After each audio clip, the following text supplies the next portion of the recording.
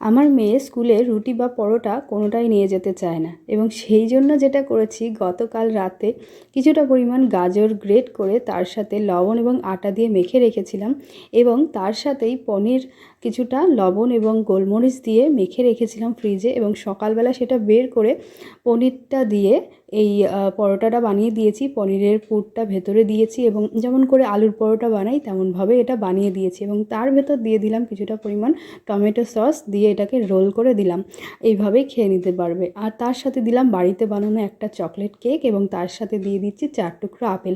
তো যেসব বাচ্চারা রুটি বা পরোটা নিতে চায় না স্কুলে বা খেতে চায় না, তাদের কিন্তু এইভাবে নতুন নতুনভাবে করে দিতে পারি, এবং টমেটো সস কিছুটা পরিমাণ দিয়ে দিলে তারা কিন্তু সেটা খেতে পছন্দ করে।